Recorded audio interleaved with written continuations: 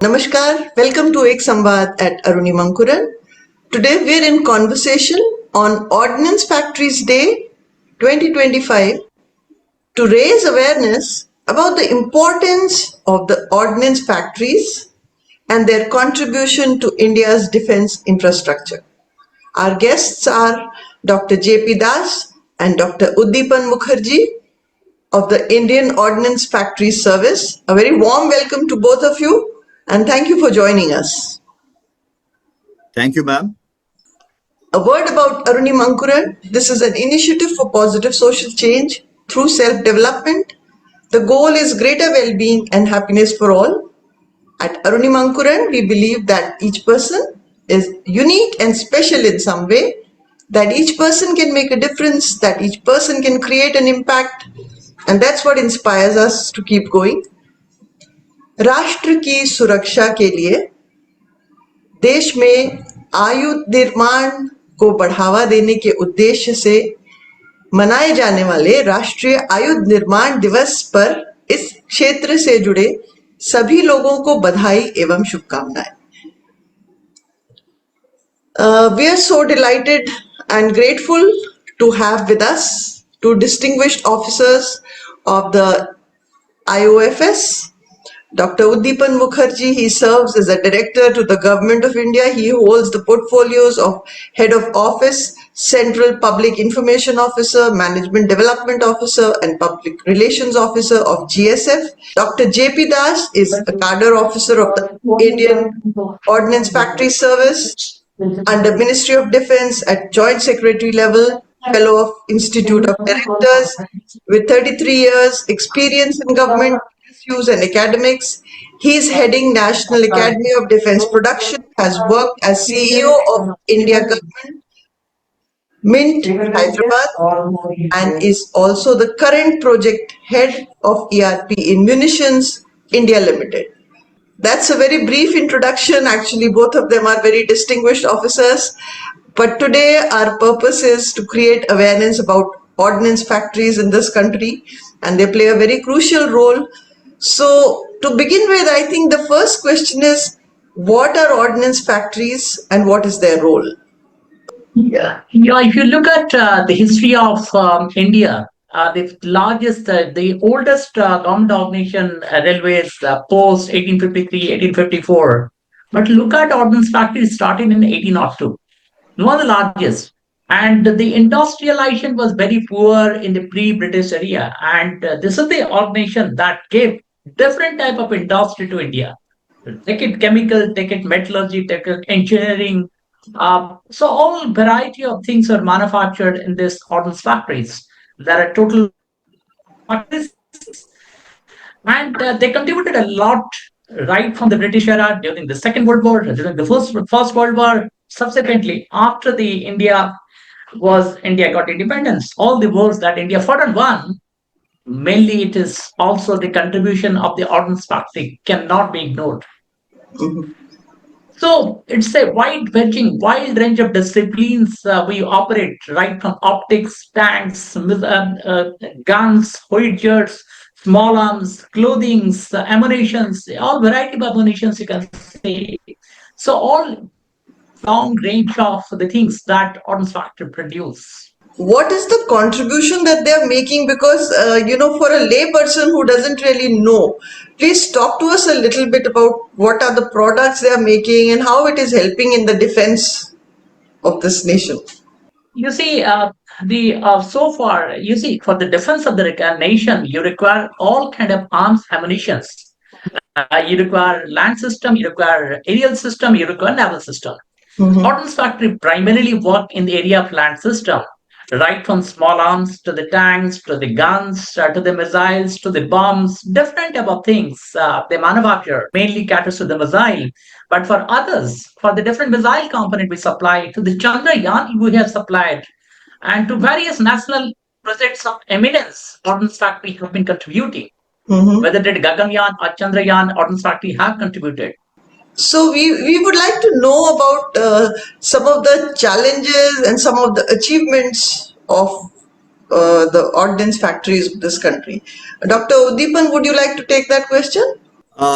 Dr. Mathur, what I'd like to additionally pitch in with whatever Yes, sir has please. just said. Yeah, if you permit, if this platform permits. First of all, it's a privilege for me to share a platform with Dr. JP Dash. He is my mentor in Ordnance Factory Service. Right from my joining in this service, he was with me and he guided me like my elder brother. So I'm grateful to him at all junctures. And obviously, in future also, I would like to collaborate with him. So that's one part of the thing. Another part about this particular interaction with, along with Dr. JP Dash and with you, I'd like to pitch in with this aspect that, yeah, before we come to the challenges of ordnance factories that we face, obviously, on that challenges part, especially speaking, Das sir is much more competent to comment. But what I'd like to tell you, or I'd like to tell the people at large through this forum about how ordnance factories developed historically, because that's something which many people are not aware. Yes. See, the point is, historically speaking, as we all know that 18th March, like why we are discussing these issues today, because 18th March, that is tomorrow, is Ordnance Factories Day. But how did this day actually come up? This day came up because 18th March was the day of production. The first production took place in the first ordnance factory that we have in the subcontinent at present. And that is the gun and shell factory, Kashipur, which is located in Kolkata. But this is one part of the story, let me tell you, ma'am, because this is one aspect that, yes, people know that 18th March is the Ordnance Factory Day. Production happened 1802, more than 200 years back. A historic factory was set up.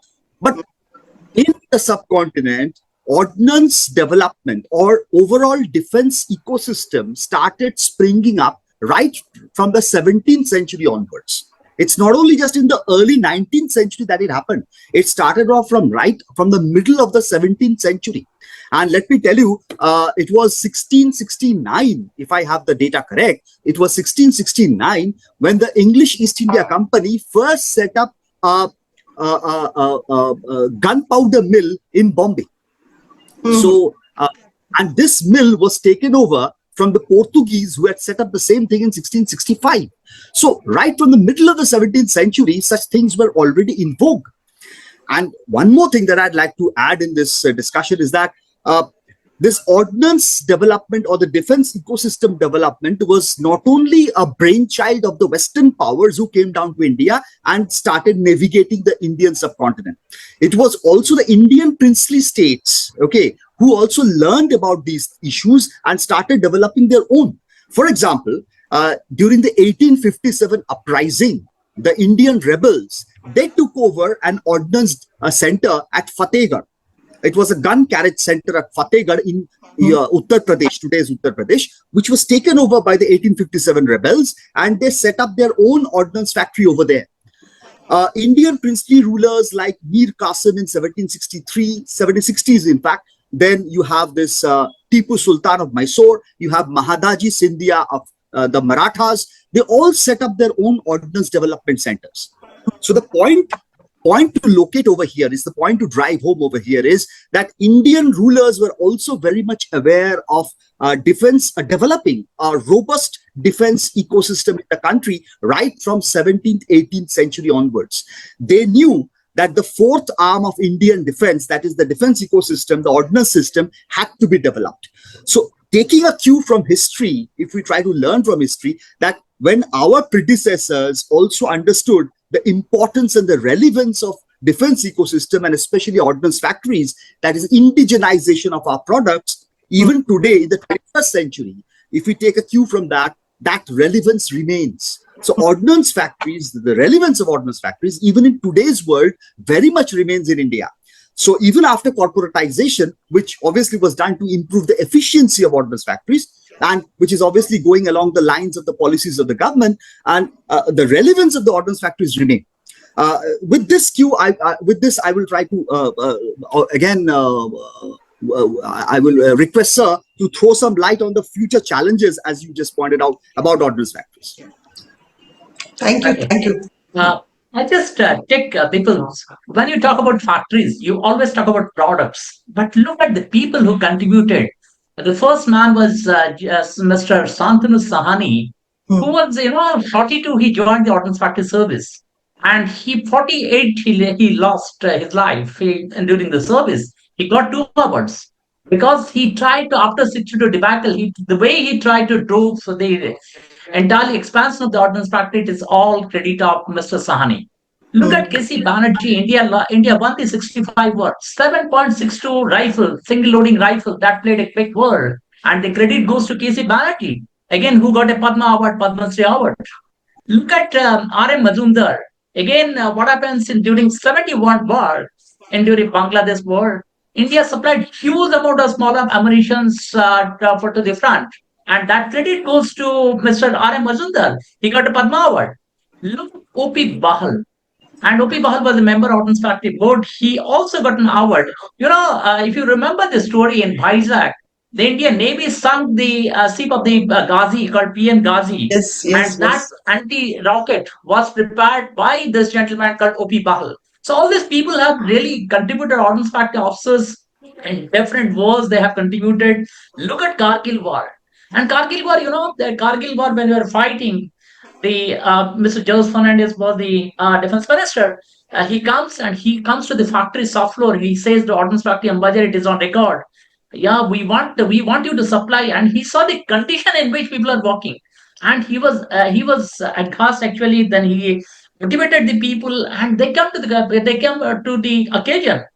That is why General Malik, who was there in the operation time, who was heading the operation, he said that ordnance factory supplied whatever they could, and they made us to win at the workplace. All people have gone on record. So take any war, Ordnance Factory have been the backbone of the nation. So that's about the regarding challenges. You see, just like a human being is born, he grows, but then he matures, he declines. The same way, what happens in case of a organization, it has got a birth phase, it has got a growth phase, it has got a maturity phase, and it has got a decline phase. But interestingly, if you do something at that kind of a maturity phase, it doesn't come down, it goes on. So that True. is exactly because the environment keeps on changing. And when the environment kept on changing, this is what corporation happened. And again, it is going to take up in the higher direction, higher trajectory. So that is what exactly, because we want Atmanirbhar Bharat, we want collaboration, we Yes. want new items to be come out. And that is what a smaller units will be better able to deliver. That is what the philosophy behind corporation. You give autonomy, you give flexibility so that people can deliver better. Challenges, you see, main challenge comes that from the technology. You see, technology is growing so fast. The new kind of technology that is coming, one has to keep pace with the technology. And how do you deliver that kind of a technology? That is the biggest challenge. Right. And as you've been describing, both of you, we as laypersons, we just think about the wars as events. We don't really know what has gone into, getting the weapons and all of this contribution, which is coming from so many significant people that you've just named. So, can you take us through exactly how it works, that process of where the raw material comes from? If you could just give us a little bit of an idea of exactly how an ordnance factory works. Is that an okay question to ask? First of all. Absolutely an okay question to ask, ma'am. What I want to say a little bit with what just sir said regarding the challenges and all. Since we are talking about challenges in a scenario after corporatization, so let me try to say from a perspective which I generally work in. I am working in the administrative aspects of ordnance factories. Okay, so I'm basically an administrative officer in ordnance factories. I'm from the civil service. Like service from the engineering service domain, I'm from the civil service domain. So I look at ordnance factories from the perspective of administration. Now, after corporatization, since we are talking about challenges and the new vistas that have come up, insofar as challenges are concerned, obviously there are challenges in products, there are challenges in technology, techniques, artificial intelligence is coming up. So definitely techniques and challenges will shape up as things come up. But the point is, even from the administrative point of view, we have to deliver fast. Okay, so and we are doing it. It's not that we were not doing it, we were also doing it, but now since corporatization, we are doing it better and more. So timely delivery of goods and services has been the key after corporatization, and that is definitely going ahead well. And also add to that quality.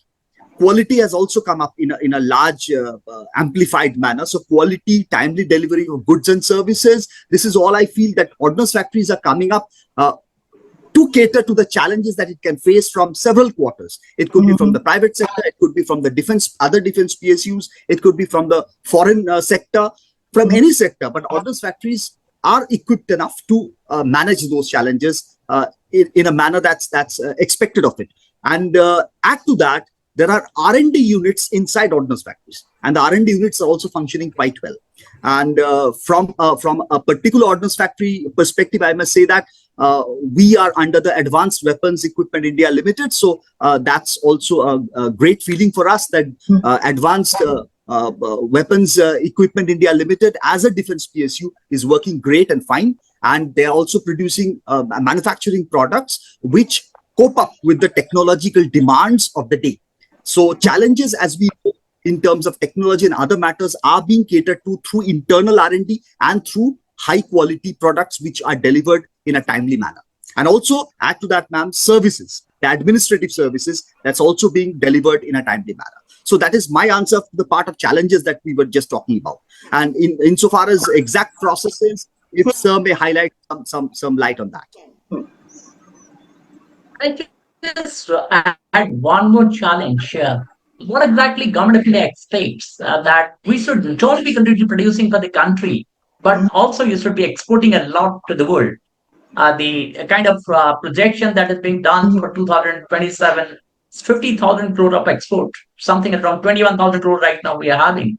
So exporting to different countries, and that's the big challenge, addressing their needs, writing to the NATO standards, maintaining the supply chain to supply them whenever there is a problem. So that's a big challenge, because that way we can be competing with the best of the best that will be competing the Yes, world. yes. So, and still you have to right now deliver to other countries. That's a big challenge. True. So can we go back to that question of for a lay person, what we are trying to basically do is create awareness about the role of ordnance factories. For a lay person, it would be very interesting to know exactly how you go about doing it. What is the process which is adopted, and also how many ordnance factories are there at all in the country? Ma'am, before corporatization and still now, there are 41 ordnance factories overall. Okay, ma'am. 41 across the length and breadth of the country. But before corporatization, that is before the 1st of October 2021, all the 41 ordnance factories were reporting to the Ordnance Factory Board. And after corporatization, the Ordnance Factory Board has been dissolved, which was located in Kolkata. So that has been dissolved, and in its place, 7 defense companies have come up. All are defense PSUs wholly owned by the Government of India. Okay, and under these defense PSUs, we have cluster of factories. Like all these 41 factories have been divided into several clusters, 7 different clusters, and each cluster is under one DPSU. Okay, ma'am. So that's how the structure has been modified rather, and restructured. And why? Because as we have already talked about, to increase the efficiency of the entire system. So and to give a leeway to the factories to manufacture at their own, own understanding and at their own will, and in the pattern that they wish to. So that sort of a leeway was given through this corporatization by the Government of India. So it was a policy decision that we all, adhered to, and it's really working fine in a sense. So this is how number of ordnance factories that you are talking about, 41 overall, all over the country, but divided into 7 DPSUs, 7 defense public sector units. Okay, ma'am. So that's how it is. Now, insofar as how exactly the manufacture process takes place, well, I think sir might throw some light on some particular example. Maybe sir will know best. Yeah, I'll put it for the general public. I'll put it like this: Yes. Indian Army, Indian Army is a large contingent. Indian Navy, Indian Army has got infantry. What in mechanized infantry? You have infantry. Mechanized infantry require a PMP to armored personnel carrier to take very fast to the frontier, which can go fast in cross country, can run in desert, run in swampy areas, run in normal roads. It can carry the people. It has got a protection. So that is called a PMP. So that is delivered by us. Infantry, look at, they require rifles, they require small arms, different type of LL machine guns, medium machine guns, all those things. You require grenades. So all the things required. Look at RT. You have medium RT, you have heavy RT, all those things. If you look at, you have 105 gun, you have 130 gun, you have 155 gun, you have got mortars actually utilized in mountain warfare. So all those equipment for RT is given by us. Look at armor, tank formation. The T-72 tank started with T-72, T-90, MBDR June. Of course, right now Jorawar is being given by L&T. So a lot of tanks are being given by us. Look at air defense guns. L-70 gun, JDU guns, ammunitions that we are governed. For all this kind of a gun system, whatever we are supplying, also you require ammunition to be supplied. So all those caliber, we have a small caliber ammunition, we have medium caliber ammunition, we have high caliber ammunition. All those ranges are being supplied by Munition India Limited. Look at Navy. Navy, it has got on the ship. There are two type of guns. One be AK-630 gun, that's a CRN-91 guns that being manufactured by Ordnance Factory. 30 mm, all those ammunitions are being provided by Ordnance Factory. Look at aircraft. It has got an add-on gun or some different type of guns in the aircraft. There also you require rockets to fire from the aircraft. All those are being manufactured by Ordnance Factory. So wide range of product, but mostly for Indian Army, to a lesser extent for the Indian Navy, or as far as ammunition consumption and Air Force's ammunition consumption is concerned. So this is the entire range of things which people can appreciate what we give. Normally we remain little silent. We are little media savvy. We don't project ourselves so much. So that is why people don't know. But when you find a particular vehicle, you find people wear dresses. All those clothing are being manufactured hugely by all true comfort items. You have CHN gas here required warm clothing which at minus 50 degrees centigrade. So that being manufactured. You have the vehicle factory Jabalpur, you have Tatas or Ashok Leyland, that kind of vehicle 2x2 or 4x4 or 6x6. So they are being manufactured 2 ton or 7.5 ton. That being manufactured by Ordnance Factory. That's the vehicle factory Jabalpur that manufactures. So there is mine protected vehicles that being manufactured. So all different variety of products being manufactured by Ordnance Factory right now under 7 DPSUs. Then you have the tank, you require electronics, you need to require optical sight because you want to fight the war not only during the day but also during want to engage the moving target. So how do you make a moving target? You engage the moving target. Again, you require an optical system. So all those ledger range finders, optical sighting systems are there embedded in our tanks. So they have been manufactured by Ordnance Factory. Hopefully that give a better feel what exactly we do. In the forward areas, when they move, the engineers move in the formation, then you have seen that Kum. Also, there are some bridges being manufactured, pontoon bridges. So such kind of a bridges can be manufactured and assembled in some kind of 2 hours to 3 hours time, and the entire platoon the entire force can move. So they are being the bridges, assault bridges are being manufactured. So a lot of things, parachutes manufactured right now for LCA or one of unit Ordnance parachute factory. For LCA, they manufacture the parachute. There are brake parachute, there are man dropping parachute, there are paratroopers parachutes.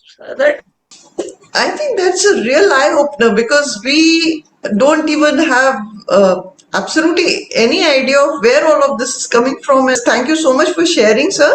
I hope that the listeners will appreciate the tremendous role that the ordnance factories are playing. Before we come towards the conclusion of Ek Samvad with you, would you like to share what are the greatest strengths of the ordnance factories and of your services, if you would like to share? I will take up that question, and definitely I will request sir to throw some more light on that based on his experiences in the services. As I was telling you that, ma'am, our greatest strength of ordnance factories across boards, across regimes would be indigenization. This is what I felt, because more and more we indigenize, the more and more we become self-reliant, and less and less we are dependent on foreign imports, and definitely we develop much better, and our defense ecosystem becomes so robust that we can negotiate in any unlikely event of a war. So that's a basic thing that we can talk about as our greatest strengths. And obviously another strength that I was just having a chat with sir, that we'd like to throw light upon is the range of products that we manufacture, because we need to cater to a range of geographical situations in the country itself, right from Himalayas to the ocean. So and the temperature variations that we go through in the subcontinent itself, and for all sorts of ranges of geography as well as topography, our products are well made to cater to those situations for the armed forces. So the ordnance factories remain as the most robust fourth pillar of India's defense and a constant support system for the Indian armed forces. And for a state to flourish, obviously, from the political science perspective, I will say for a state to flourish, you require four major components, and one of that is obviously the armed forces. And for the armed forces to flourish, defense ecosystem has to flourish. And for defense ecosystem to flourish in India, ordnance factories remain a powerful and paramount component in it. This is my submission to that effect, and I'll now request Sir to throw some light on it. Sir. Thank you for sharing. You see, madam, what happens when you fight a war, you cannot depend on outsider. You cannot go on begging to people and get it needs to be supported. You don't know how long it is going to fight a war. So you need the continuous stage of the supply. You can buy a gun from foreign countries, but you need continuous supply of ammunition you have to do for the need of the war. Currently we're fighting a Ukraine war more than 2 years. It's going on. So you don't know how long you'll be going to fight a war unless you have got a backup ecosystem which can supply you right quality, right quantity at the stage. You cannot fight a war. That's what we're the most trustworthy people behind the armed forces, and that we supply them. Oh, that's what we earn always the trust of the Indian armed forces. That's our biggest strength. And we have always delivered. Why look at something? Indian armed forces, I really wonder that, I really salute that bravery and all that. But behind that, some technology is also making them win. Unless you cannot fight with the batons. That's what in 62 war, people with bayonets and batons, they started fighting, not with the arms ammunitions. That's what Yes. we failed really seriously. They blundered what the country has made. Even Mr. Nehru, when he was there, and Nehru Saab he was addressing in Rajya Sabha, he said that we have made a blunder and we didn't listen to the people. We have not judged the situation in realistic terms. We need to augment our armed forces, our strength, and we cannot be taken for granted. That's what he said. So that's what always for defense, you have to be required, you have to prepare for the war to have ensure that you stay in peace. That's what Ordnance Factory does. Yeah. Before we conclude, would you like to say a little bit about your service and how the experience is? Yes, why not, ma'am? The Indian Ordnance Factory Services, it's a conglomerate of several components.